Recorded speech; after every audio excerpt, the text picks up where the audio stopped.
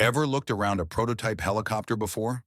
The Westland WG-30 Series 300 was a prototype heavy-lift helicopter developed by Westland Helicopters in the 1980s.